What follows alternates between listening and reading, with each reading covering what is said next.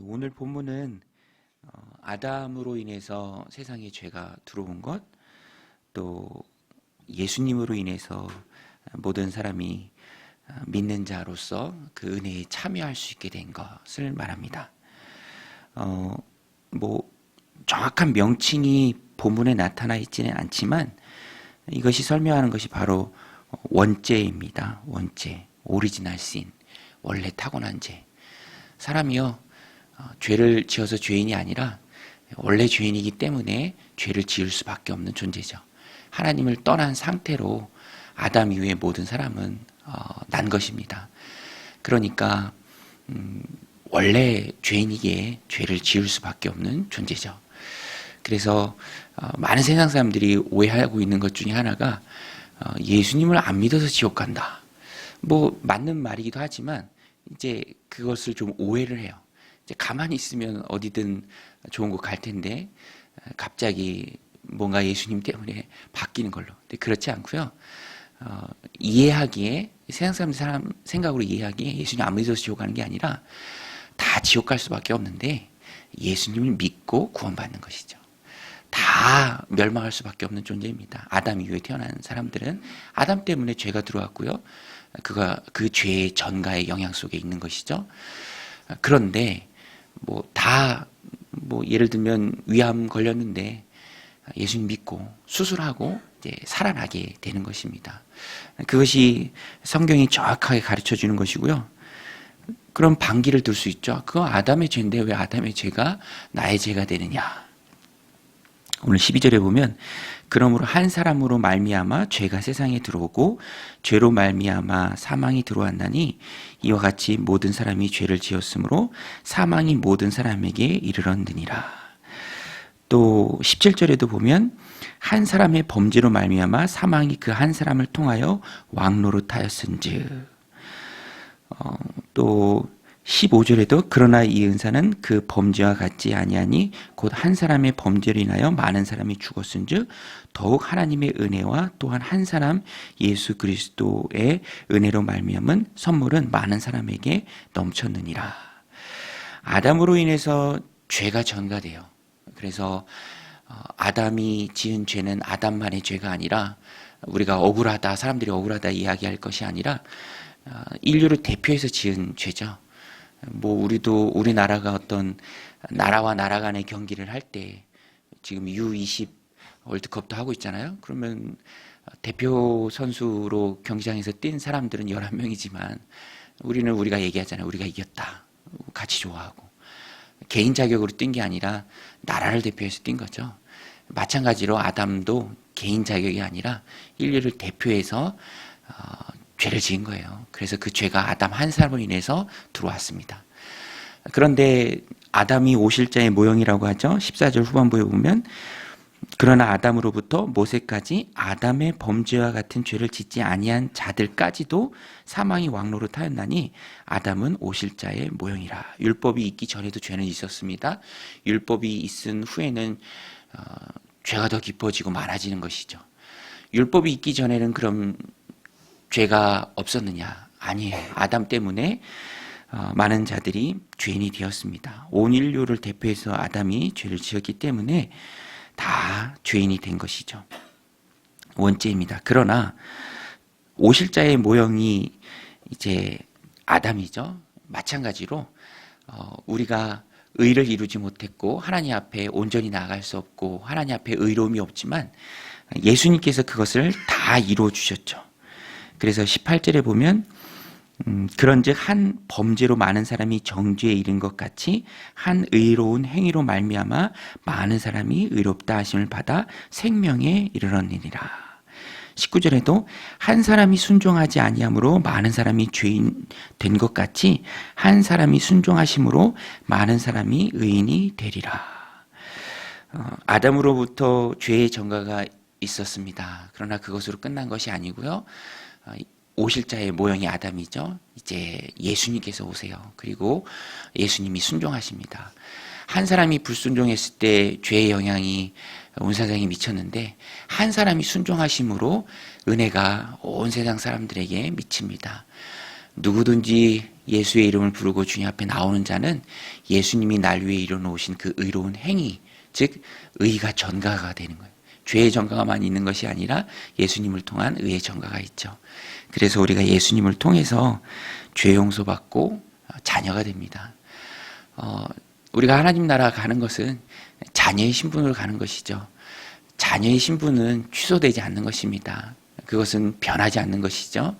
하나님 나라 갈 때까지 간 후에도 하나님 나라에 갈 수 있는 그 자녀의 자격을 가지고 살아가는 것입니다.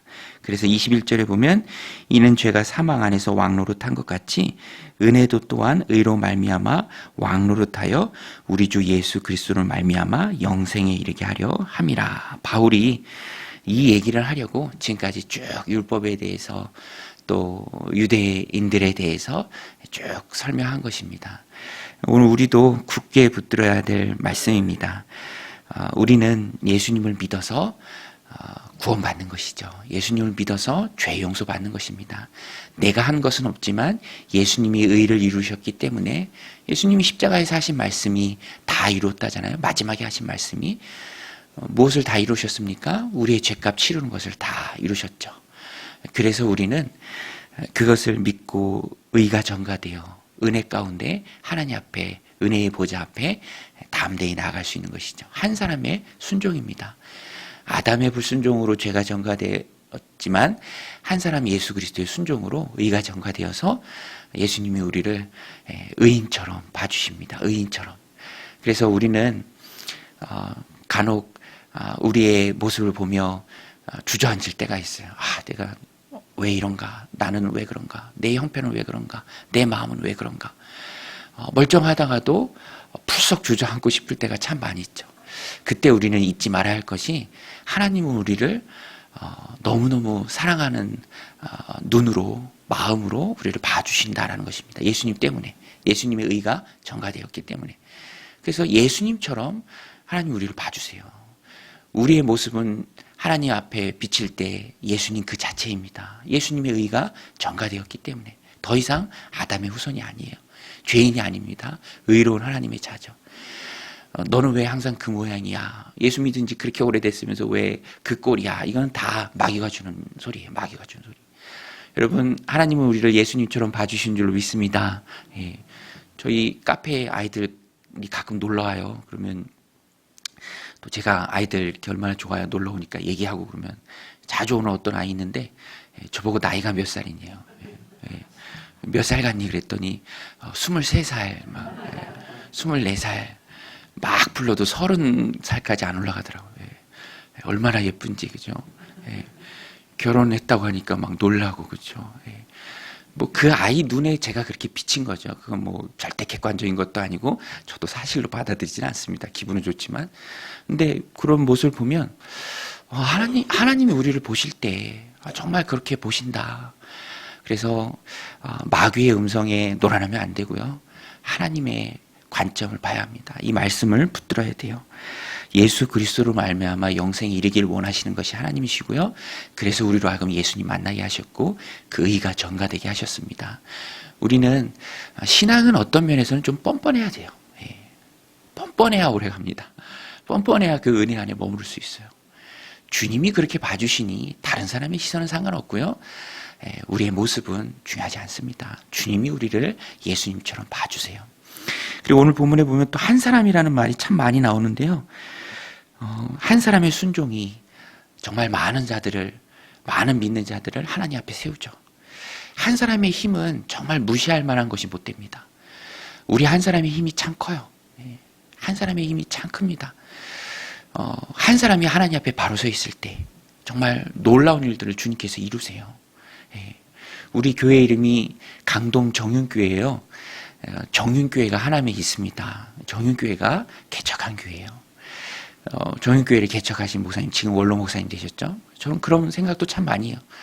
원로 목사님이 하나님 앞에 그런 뜻을 품고 또 교회를 세웠을 때 정말 놀랍게 역사하시고, 좀 요새 그런 생각 들어요. 우리 원로 목사님이, 은퇴하신 목사님이 세우신 교회는 두 개 다 정윤교회도 있고 우리 강동 정윤교회도 있고, 한 사람의 힘이 지속되면서 파급적으로 나갈 때 어마어마한 것입니다. 그래서 나 한 사람이 하나님 앞에 바로 깨어 있을 때 하나님께서는 정말 놀라운 일을 나 한 사람 통해서 이뤄내실 수 있어요. 한 가정을 바로 세우는 것도 너무너무 귀한 일이죠. 내게 맡겨주신 귀한 자녀들을 정말 하나님 앞에 바로 세우는 것도 너무너무 귀한 일입니다. 한 사람의 힘은 놀라워요. 한 사람의 힘은 절대로 미약한 것이 아닙니다. 그리고 하나님께서는 우리가 하나님 앞에 정말 순종하는 한 사람으로 세워지고 나를 통해서 정말 놀랍게 일하기를 원하세요. 오늘 이 말씀 마음에 새기고 예수님처럼 하나님은 날 도와주신다. 그리고 내가 예수님 같은 모습으로 하나님 앞에 보여지고 또 하나님 앞에 바로 세워졌을 때 하나님은 나 한 사람을 통해서 정말 놀랍게 가정을 세우고 또 공동체를 세워나가고 또 힘있게 놀라운 일들을 이뤄낼 수 있다라는 것을 마음에 믿으시고 하나님 세우시는 한 사람으로 힘있게 오늘 하루 살아가시기를 주님의 이름으로 간절히 축원드립니다. 우리 같이 말씀 붙들고 기도하며 나아가겠습니다. 하나님 아버지, 오늘